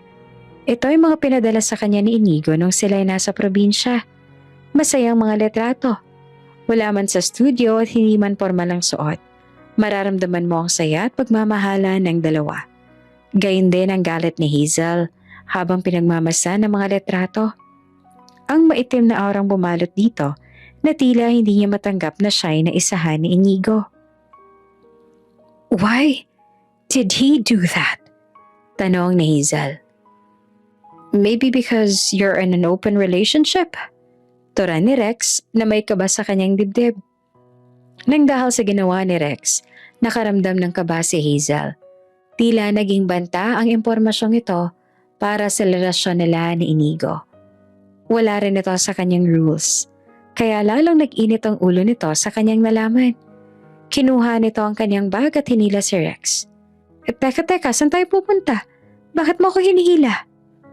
We're going to Inigo. I'll confront that bitch who stole my boyfriend. Sambit ni Hazel na may matalim na titig. Teka lang, bakit naman kasama ako? Because you will bring me to Inigo. Napalunok na lang sa Rex. Nanginginig ang buong katawan. Patay, mukhang maling desisyon yata ang ginawa ko. Samantala, naghahanda na si Jella para sa hapunan. Kahit na masama ang pakiramdam, ay gusto nitong pagsilbihan ng asawa. Dumating na maaga si Inigo dahil alam niyang may sakit ang asawa. I told you I'm the one who'll make dinner. Sita ni Inigo sa asawa. Kaya ko naman, tsaka pagod ka sa trabaho. Sige na, magbihis ka na. Mabilis na lang to. No, you sit and I'll continue the cooking. Don't be hard-headed, okay? Wika pa ni Inigo at hinawakan si Jella sa magkabilang balikat tsaka iginiya sa may mesa. Hindi na nakipagtalo si Jella.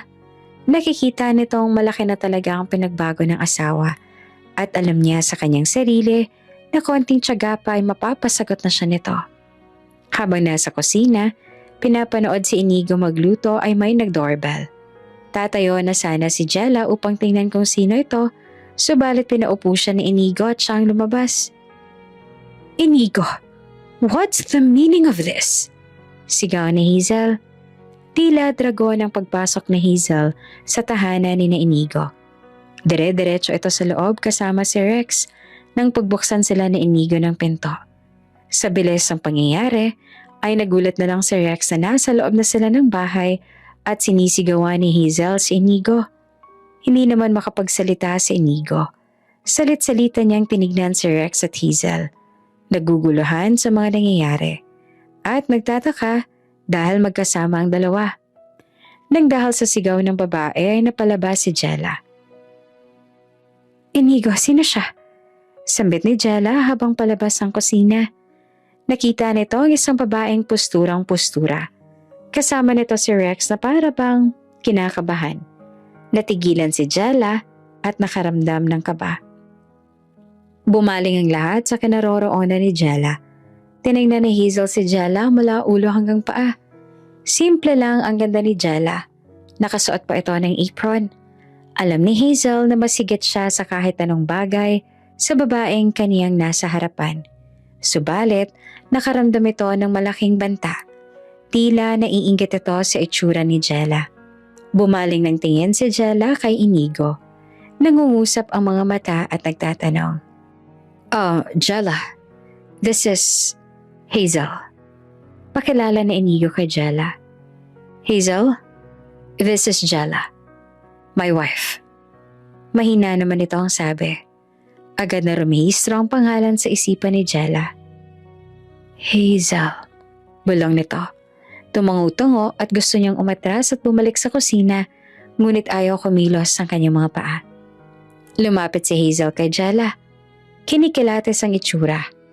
Kumukulo ang dugo nito habang nasisilayan ng simpleng ganda ni Jella. Hindi niya alam kung bakit. Subalit inis na inis siya sa itsura ni Jella.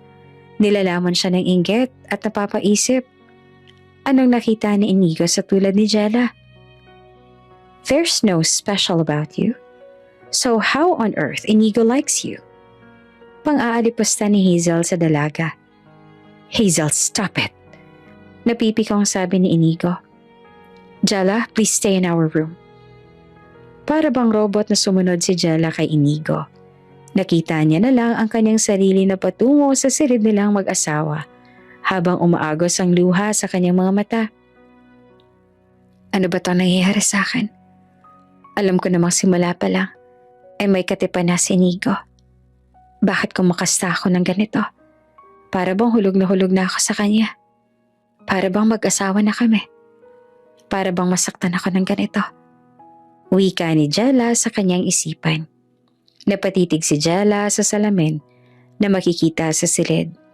Pinagmasdan ng sarili sabay nagugunita ang itsura ni Hazel. May blonde na buhok, asul na mga mata. Hindi katangusan ng ilong nito. Subalit ang mukha nito ay hugis bigas. Payat na katawan, ngunit may hubog na sadyang kaakit-akit. Sabayan pa ng suot nitong fitted na crop top na puti at pantalong may kaluwagan ng kaunti. Malayong malayo sa itsura niyang parang katulong at nakasuot pa ng apron. Lalong umagos ang luha ni Jella. Nilalaman siya ng inggit. Nakukumpara niya ang sarili sa tunay na kasintahan ng asawa. Bumalik ang mga panahong hindi pa sila magkasundo at sinasabi siya ni Inigo na kailanman ay hindi siya magugustuhan nito. Anong panama ako sa tulad ni Hazel? Lumuha nito ang sabi habang pinagmamasa ng sarili sa salamin. Bukod doon, si Hazel naman talaga ang mahal ni Inigo. Panakip butas lang naman ako. Pampalipas ang oras. At ngayon nandito na siya. Sigurado akong siyang pipiliin ni Inigo. Hindi ako. Bagamat hindi pa naririnig ni Jella ang panig ni Inigo, ay tila bumuo na ito ng konklusyon. Naisa nitong bumitaw kahit magsisimula pa lang ang laban. Ngunit may maliit na tinig na bumubulong sa kanyang isipan. Sa isip niyang punong-puno ng pagiging negatibo at pagbitaw. May maliit na pag-asang lumalaban sa kanyang puso. At nagsusumigaw na, Jella, hintayin mo ang paliwanag ni Inigo. Malay mo, sa mundong punong-puno ng katulad ni Hazel, isang Jella ang kanyang pipiliin. Samantala habang nagtatalo ang isipan ni Jella, gayon din ang nangyayari sa sala, walang humpay ang pagsasalita ni Hazel tungkol sa paglabag ni Inigo sa kanilang mga rules sa kanilang relasyon. You really don't respect me, don't you? Are you making me your mistress? Side chick? Fudge, Inigo. This is not acceptable. Sigaw ni Hazel. Halos lumubog naman sa kanyang kinatatayuan si Rex. Alam niyang siyang punot dulo ng lahat. Kung naging matapang lang siya at hinarap si Inigo upang sabihin ang katotohanan, hindi sana aabot ang lahat sa ganito. You didn't think about how I feel, gigil na sabi ni Hazel. At nang marinig ito ni Inigo, hindi figura ni Hazel ang rumihistra sa kanyang mukha, kung hindi ang mukha ni Jella na umiiyak. Natulala na si Inigo. Nakatitig lang kay Hazel. At dahil dito, lalo lang nainis si Hazel hanggang sa binalingan niya na ng ines si Rex. I cannot accept this, Rex. I thought you're on my side. Why are you just standing right there? Say something. Me? Nauutal nito ang sabi. Huminahan ka nga muna, Hazel. There's an explanation about this, right, Inigo? Sabay tingin sa kaibigan. Naiipit lang din siya sa sitwasyon. Lola niyang may pakana ng lahat ng to. At humahanap lang ng tiyempo si Inigo. He's waiting for the right time and collecting evidence to file an annulment. Dire-diretsong sabi ni Rex. Napatakip ng kanyang bibig si Jella. Mula sa kanyang kinatatayuan ay rinig nito ang mga sinabi ni Rex at umalingaw-ngaw sa kanyang tenga ang salitang annulment. Narinig ni Jella ang lahat. Sinunod niya ang maliit na tinig at nais kumprontahin si Inigo. Subalit, sa kanyang pagpunta sa sala ay ito ang kanyang natatnan. Bumalik sa silid si Jella. Ramdam niyang pagngingit-ngit ng kanyang mga mata. Nakaramdam din ito ng pagsakit ng kanyang tiyan na parang siya ay nasusuka. Samantala, patuloy pa rin ang komprontasyon sa pagitan ng tatlo sa sala. Am I right, Inigo? Inaayos mo naman ang lahat para hiwalayan mo si Jella, hindi ba? Habang sinasabi ito ni Rex ay nakikita nito sa mukha ng kaibigan ang pagtaas ng kilay. Tila nagpapahiwatig na iba ang kanyang plano. Hanggang sa napakagat na lang ito ng kanyang labi dahil mukhang mas malaking gulo ang kanyang hinaharap dahil sa kanyang ginawa. Tell me, what's happening? Mabilis sasabi ni Hazel. Nabalot ng katahimikan ang paligid. Makalipas ang ilang segundo ay nagsalita ng muli si Inigo. I'm breaking up with you. Malumanay nitong sabi. Halos mahulog ang panga ni Rex nang marinig ito. Samantalang si Hazel naman ay tila luluwa ang mata sa gulat. What did you say? Wika ni Hazel. Napapikit si Inigo. Huminga ng malalim. I said I'm breaking up with you. Wow. After all these years. After I came here. You will tell me that? And you're replacing me from that woman? Hindi matanggap ni Hazel na ipinagpalit siya ng kasintahan sa tulad ni Jella. Seriously? What was I missing for you to choose her instead of me? Marami. And I don't have to tell you one by one. Because nothing can replace her. I know I cheated on you, but isn't that a relationship is not working a long time ago? We were in a relationship that had no stability. Very immature. And when I meet Jella, I felt like I'm willing to change, to be better, so I can have her trust and eventually fall in love with me, even if it takes time. That was the one she taught me. The love cannot get on one snap. Love should be earned, cherished, being contented and happy, willingness to do all, to change just to show how you love that person. And that's the love I wanted to give Jella. Paliwanag ni Inigo. Nahipo naman ang puso ni Rex sa lahat ng sinabi ni Inigo. Siyang tunay na yon ang isang bagay na nagpakitang seryoso na siya sa relasyon nila ni Jella. Bilang isang lalaki, handa niya nang iwan ang kanyang pagkabinata upang patunayan ang pagmamahal niya kay Jella. Konsensya ang naramdaman ni Rex. Isa itong malaking hakbang upang maipakita kay Jella na tunay ang pagmamahal ni Inigo. Ngumiti si Rex. Let's go, Hazel. Ayan ni Rex. At hinawakan ng kamay ni Hazel. Ako nang bahala sa kanya, Inigo. I'm happy for you. And sorry sa gulong ginawa namin. I'll explain it to you soon, but for now, let me handle this. Ngumiti naman si Inigo at tila may kumawalang mabigat na bagay sa kanyang dibdib. Naiwang mag-isa si Inigo sa sala. Tulala pa siya noong una, ngunit may ngiting lumapat sa kanyang mga labi. Makalipas ang ilang sandali, ay inayos niya na ang kanyang sarili. Huminga ng malalim at bumuga upang ilabas ang tensyong kaniyang nararamdaman. Pupuntahan niya ang asawa upang magpaliwanag. At nang nakarating na siya sa kanilang kwarto, laking gulat nito na makita si Jellang walang malay na nakahandusay sa sahig. Sa emergency, humahango sa dumating ang Donya. Nakita niya ang kanyang pinakamamahal na apo. Nasa waiting area. Apo ko, tawag ng Donya. Tumunghay si Inigo at nakita ang kanyang lola. Bakas ang tulo ng luha sa kanyang mga mata.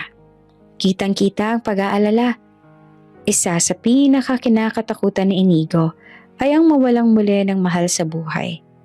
Sobra itong natroma sa pagkawala ng kanyang mga magulang at ngayon na amin niya na sa kanyang sarili kung gaano niyang kamahal si Jella ay saka naman siya kukunin sa kanya.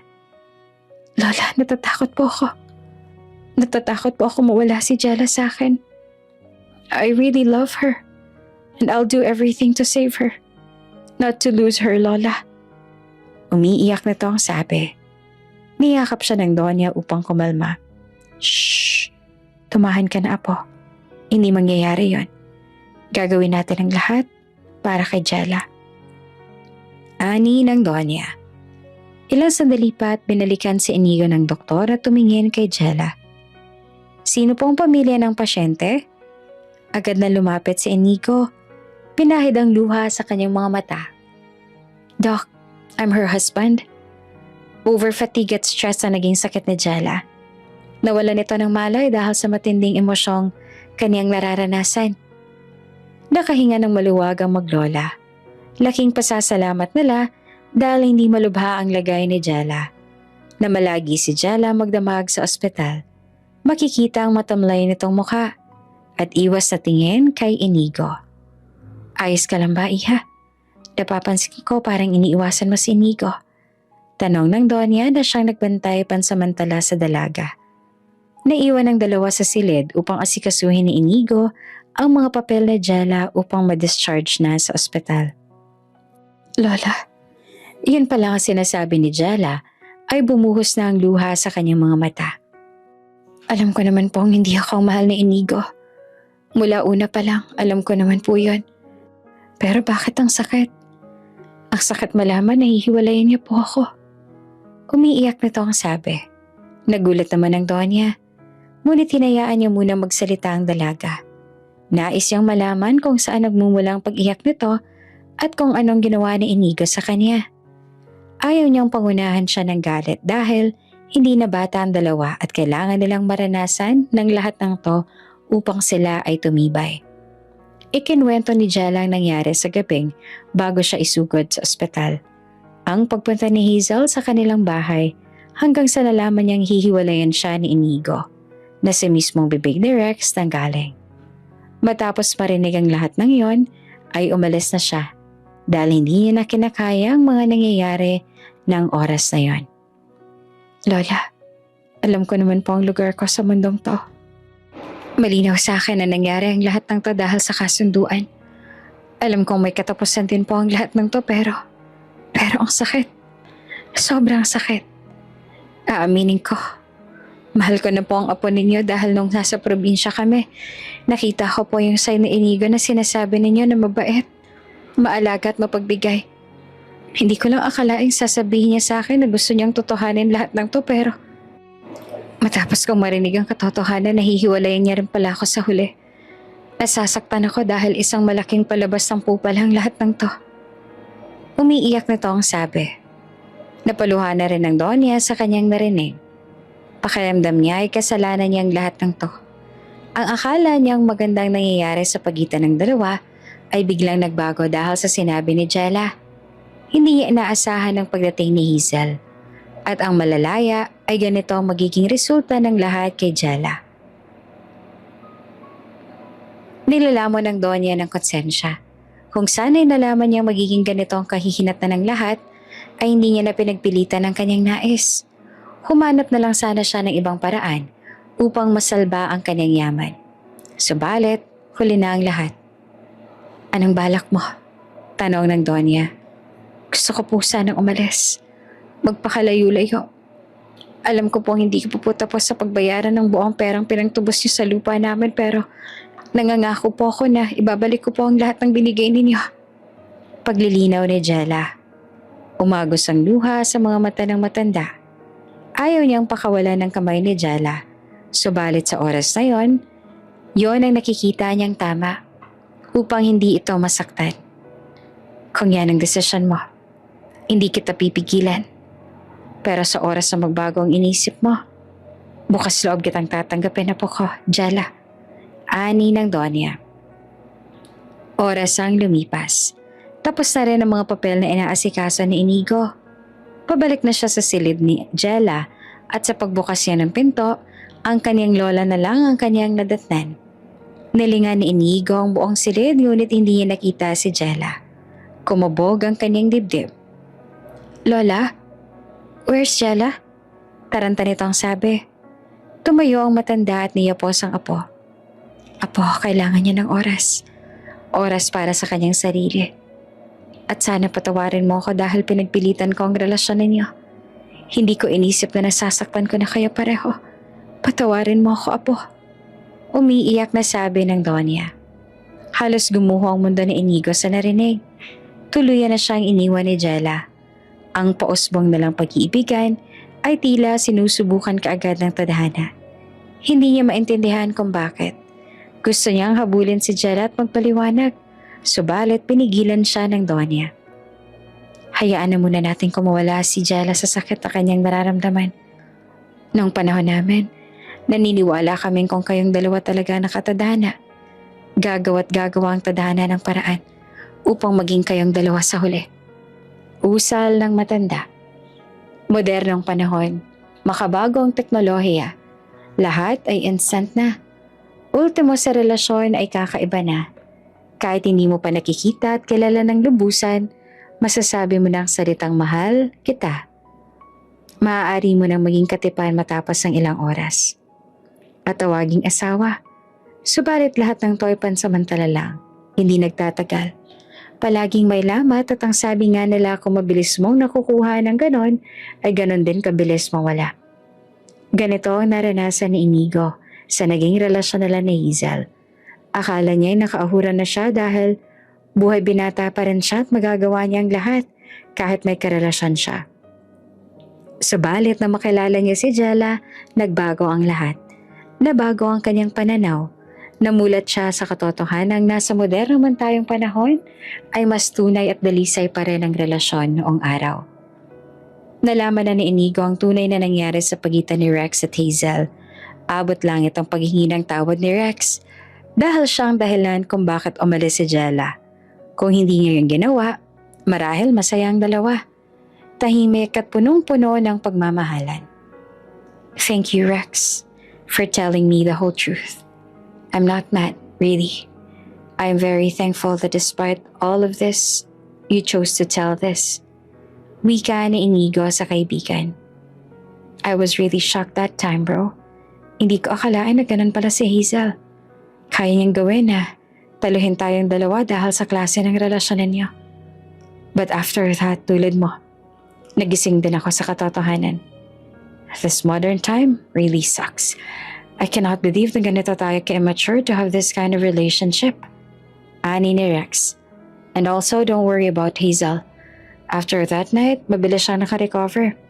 May na-meet siyang guy sa bar at ayun, nalipat na sa gayang kahibangan niya. Hopefully, hindi niya na tayo guluhin ulit."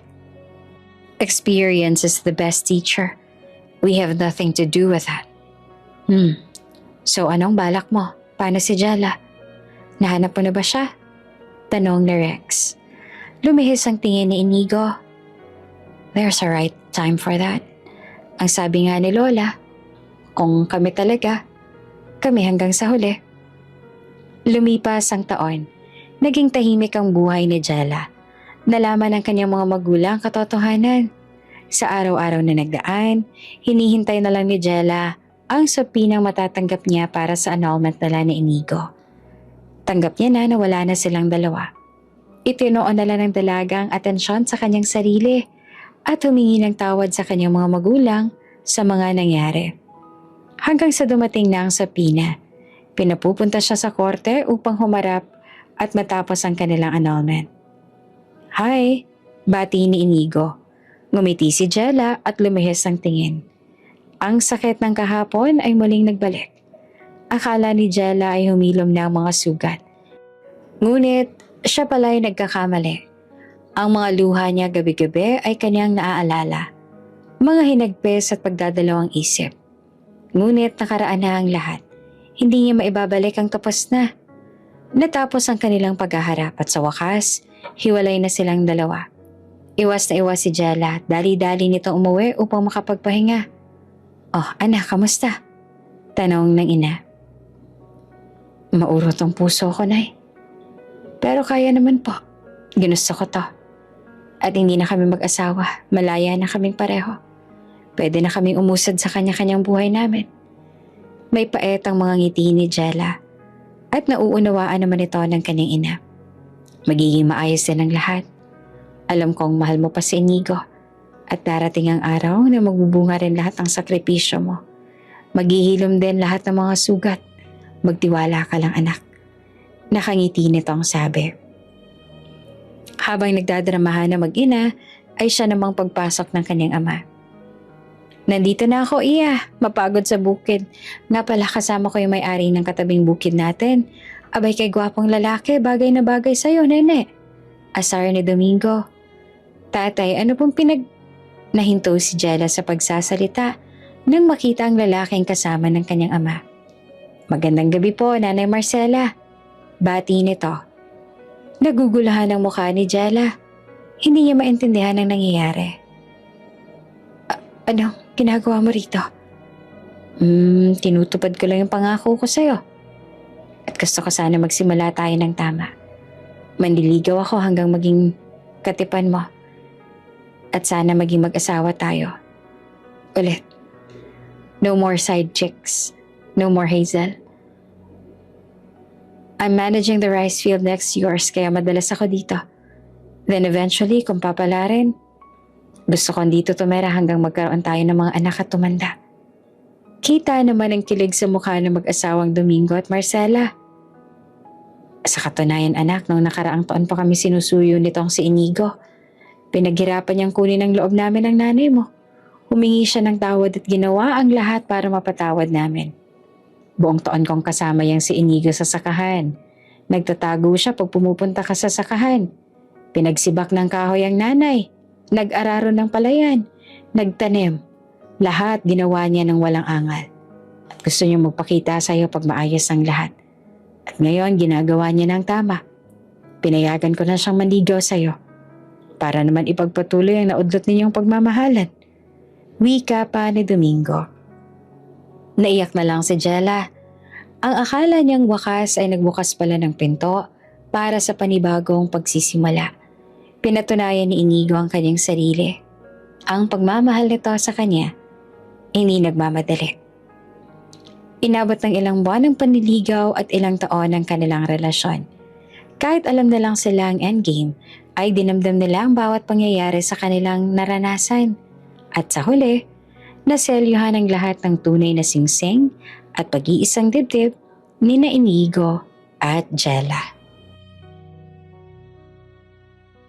Bago ka pa lang sa channel neto, ibang kwento ni Ate Jane, istorya mo, ikwento ko. Huwag kalimutang pindutin ang notification bell at subscribe button.